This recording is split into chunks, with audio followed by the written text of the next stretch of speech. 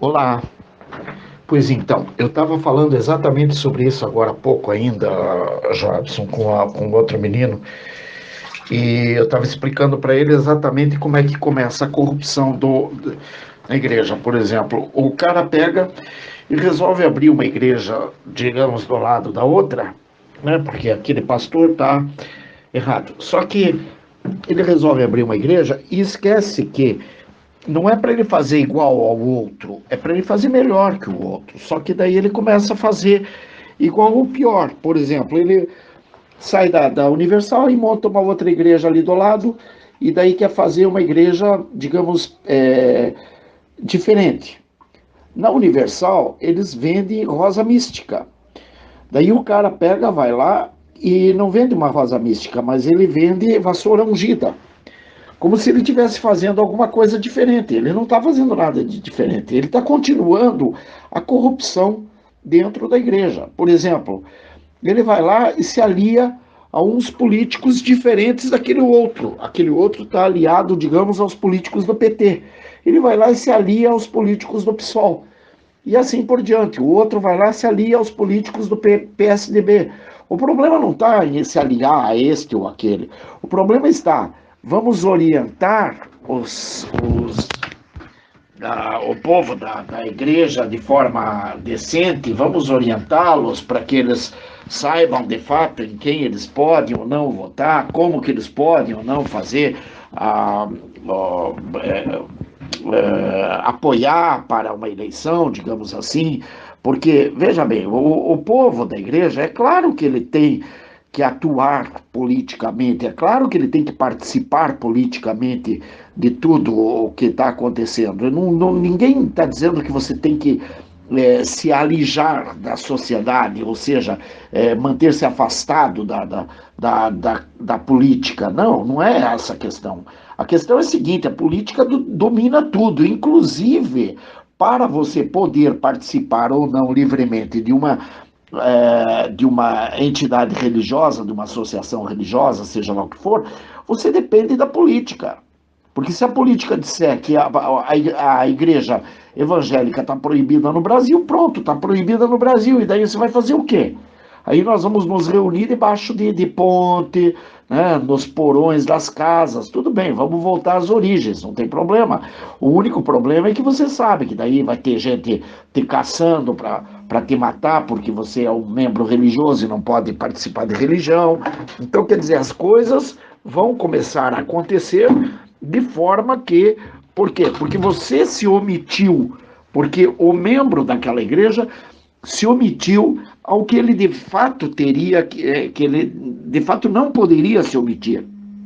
Onde ele realmente deveria participar ativamente, aí ele vai se omitir e acha que está com a corda toda, né? Acha que está com a bola legal. Quer dizer, todos, inclusive, esses dias entrei numa igreja, num local, uma barbearia, e tinha lá, a barbearia era de um membro da congregação cristã, e por acaso ali dentro tinha também um outro homem que ia cortar o cabelo, que eu estava cortando o cabelo, outro homem que ia cortar o cabelo, que era pastor da Assembleia de Deus. E eu não sabia que ele era pastor da Assembleia de Deus.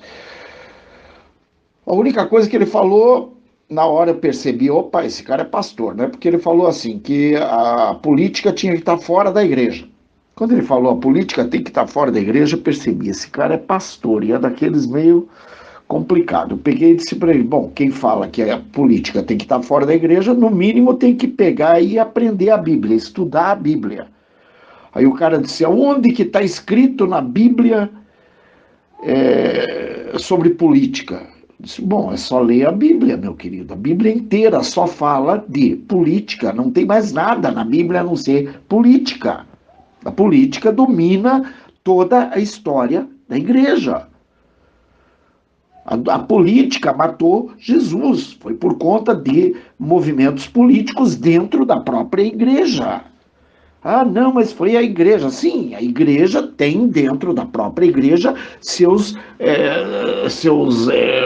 como é que eu posso explicar? Seus momentos políticos, seus ativistas, Então, uns ativistas que são a favor de um determinado pastor, outros que são a favor de outro, outros que são a favor de um determinado movimento dentro da igreja, outros que são a favor de outro tipo, e assim por diante.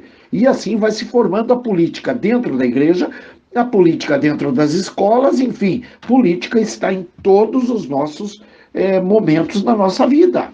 A política determina quanto você vai pagar de pão, de água, de leite, de açúcar, de arroz, de feijão, de luz, enfim, tudo o que você precisa saber da tua vida está envolvido com política. E principalmente aquilo que você precisa saber acerca da religião também está envolvido com política. Veja só que agora teve lá no Pernambuco, se não me engano, aquele movimento festival de inverno, acho, de Garanhuns, onde o que aconteceu?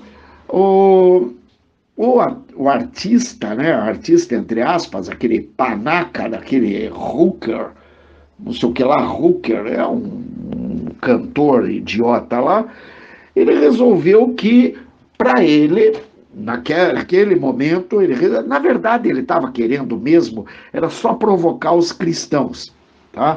A fim de que os cristãos vão se manifestar, e quando se manifesta, daí eles vão xingar os cristãos, tudo de homofóbico. Então, nesse movimento que ele resolveu fazer, ele resolveu chamar Jesus de gay, né? Então, Jesus é viado, como ele diz, Jesus é isso, Jesus é aquilo, tal. Bom, como nós sabemos, o que ele queria? Ele queria apenas provocar o cristão, para o cristão reclamar, e daí o que ele vai fazer? Ele vai chamar de homofóbico, repito. Então, o objetivo dele não era chamar Cristo de viado, não. Inclusive, você veja só, o cara chega e diz que Cristo é viado. Muito bem.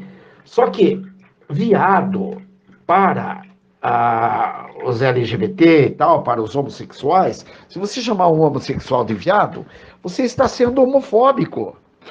Então você veja que o próprio movimento ali já estava trabalhando de forma errada. Mas tudo bem, não tem problema.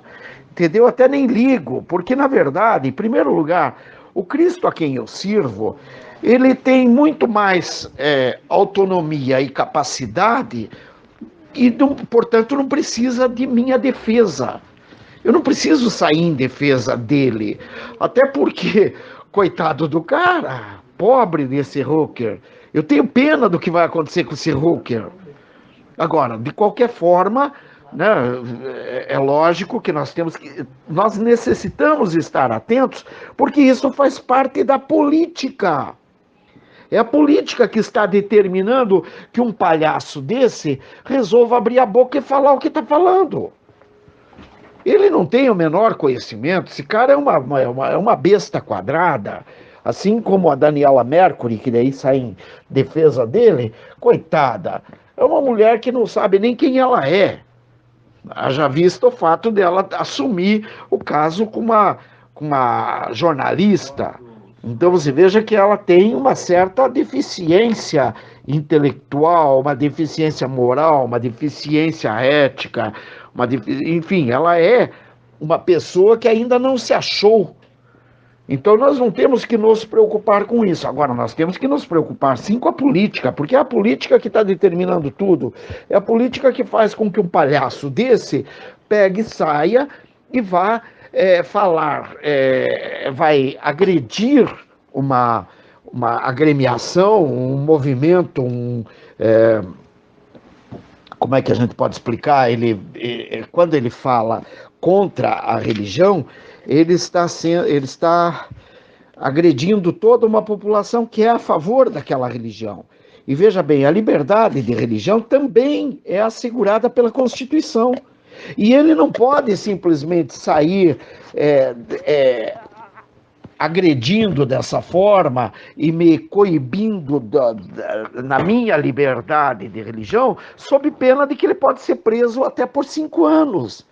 Então, isso é constitucional, isso não é lei, quer dizer, não tem o que se discutir. Só que a lei em si não vai ser aplicada Porque a política está totalmente descomposta, a política está totalmente levada, digamos, à breca, né? Está totalmente desarrumada, digamos assim.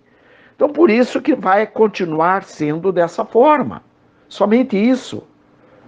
Tá? Então, nós temos sim que lutar, nós temos que guerrear, nós temos que fazer o nosso papel do jeito que podemos. Como diz a palavra, caminhar enquanto é dia, porque virá a noite e à noite você não enxerga absolutamente nada. Então, caminhemos enquanto é dia, caminhemos enquanto a gente ainda pensa, enquanto a gente ainda tem a palavra na nossa boca, enquanto o Espírito Santo ainda está nos guiando. Porque poderá chegar aquele momento em que nós poderemos olhar para cima e dizer, como Jesus lá: Pai, por que me abandonaste? Na verdade, Pai não tinha abandonado Jesus. Acontece que ele sentiu, porque aquele era o momento que não era dia. Aquele era o momento noite, está fervendo. Portanto, naquele momento noite, ele tinha que tomar mais cuidado. Somente isso. Está fervendo. E então é isso. Bom, seja sempre bem-vindo, que Deus te abençoe, proteja, guarde, liberte e restaure em nome de Jesus. Amém e amém. Bendito e louvado seja sempre o nome do Senhor.